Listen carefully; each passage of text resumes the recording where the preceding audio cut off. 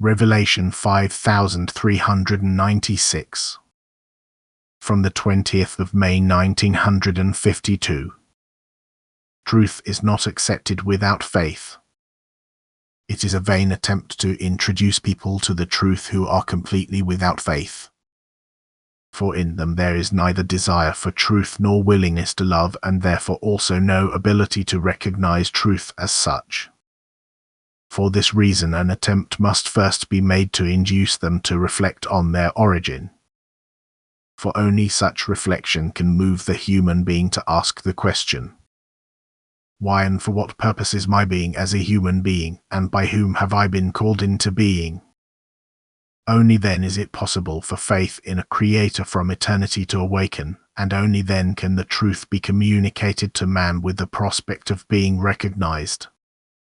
However, faith is not the unquestioning acceptance of a doctrine of a God and Creator, but the inner affirmation of a being who created, sustains, and governs everything. Thus, man must come to the inner conviction through reflection that a being exists to whom creation owes its existence. Only this conviction gained through reflection can be addressed as faith, because although no proof can be produced, the human being nevertheless represents this inner realization because it appeals to him and is thus also acceptable to him, that is, his intellect can also profess it. Faith gained in this way is also a guarantee for the attainment of truth, because the human being now also mentally makes contact with the being which his heart acknowledges, and now the deity itself intervenes and informs the human being more and more of its being, because it reveals itself to him as soon as he has acknowledged it. And now the degree of love is decisive in which way God can reveal himself to the human being. A seeking human being is already more distant from the earthly world and is no longer bound by matter. His spirit will enter areas which are far removed from the material world.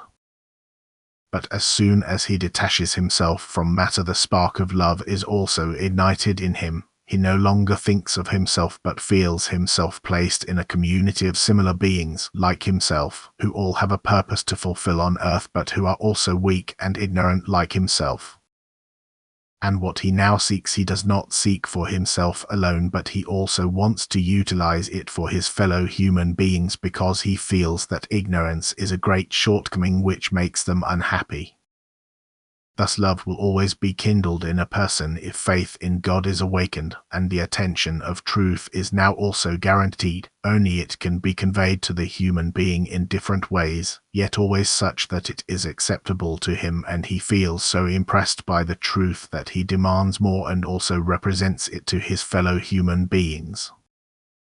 God can only reveal himself when he is acknowledged, but then he will give with full hands. He will distribute the truth to everyone who desires it, and once again love will increase in the hearts of those who receive the truth, because they will now recognize and learn to love God, who reveals himself in his nature, who kindles a bright light in all those who strive for the truth. Amen.